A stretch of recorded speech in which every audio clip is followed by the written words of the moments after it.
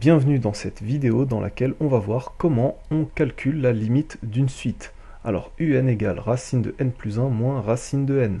Donc la première idée, et c'est ce que l'on va faire, ça va être de calculer séparément la limite de racine de n, puis de racine de n plus 1, et regarder si par somme des limites on s'en sort. Donc c'est parti.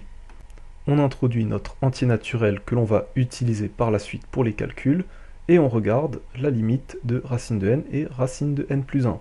Donc racine de n tend vers plus l'infini, ça c'est quelque chose de connu, parce que la fonction on va dire racine de x tend vers plus l'infini, donc avec le n c'est pareil, et la limite de racine de n plus 1 c'est aussi plus l'infini.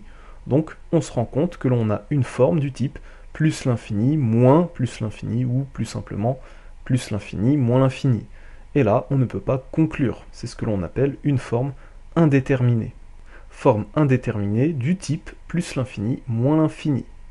Est-ce que la limite c'est 0, plus l'infini, moins l'infini, 1 ou autre?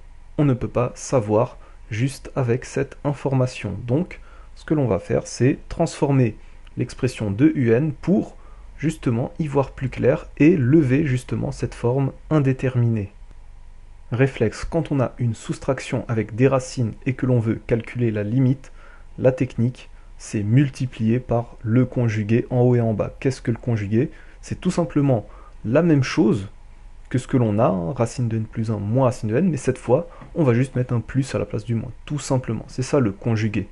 Bon, ça a aussi un autre sens pour les nombres complexes, mais bon, peu importe. Ici, le conjugué, c'est racine de n plus 1 plus racine de n. Et ce que l'on va faire, on va faire le produit en haut et en bas par racine de n plus 1 plus racine de n. En haut, on pense bien à mettre des parenthèses pour prioriser la somme sur le produit. Et en bas, vu qu'il n'y avait rien, ou alors on peut dire qu'il y avait 1, bah, pas besoin de parenthèses. Donc on a juste multiplié en haut et en bas par racine de n plus 1 plus racine de n, le conjugué de ce que l'on avait au début. On a complexifié notre fraction, mais on verra pourquoi c'est très utile. Si on regarde le numérateur, on a une forme a plus b fois a moins b, avec a qui est égal à racine de n plus 1, et b qui est égal à racine de n. Donc, quand on a a plus b fois a moins b, c'est la fameuse identité remarquable qui nous donne a carré moins b carré. On va donc appliquer ceci à n plus 1, pardon, à racine de n plus 1 et racine de n. Racine de n plus 1, le tout au carré, moins racine de n, le tout au carré. Et ça nous donne, après simplification, n plus 1 moins n. Voilà, racine carrée et le carré vont se compenser. Puis, n plus 1 moins n, bah ça va faire n moins n plus 1, les n disparaissent, se simplifient, et il reste juste 1.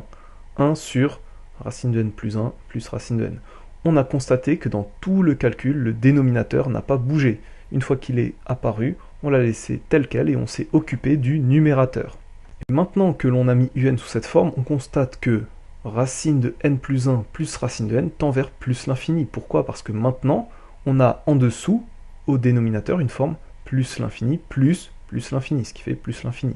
Parce que racine de n, c'est plus l'infini, sa limite, et racine de n plus 1 aussi. Et quand les deux s'additionnent, plus l'infini, plus l'infini, c'est une forme déterminée. Là, ça y est, c'est bon. On est au courant que plus l'infini, plus l'infini, ça fait plus l'infini. Pas comme tout à l'heure.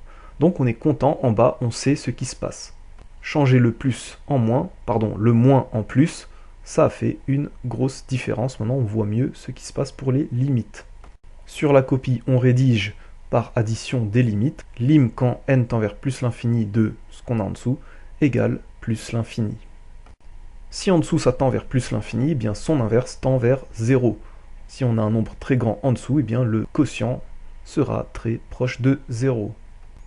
Conclusion, par inverse, limite quand n tend vers plus l'infini de un est égal à 0.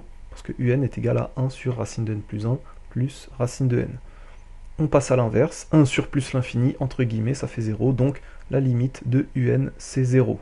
Cet exercice et cette vidéo sont donc terminés, je vous remercie d'avoir regardé jusqu'au bout. Si ça vous a plu, comme d'habitude, laissez un pouce bleu, abonnez-vous à la chaîne, laissez-moi en commentaire vos suggestions, quels exercices vous voulez que je traite, et sur ce, je vous souhaite une très bonne continuation. Ciao.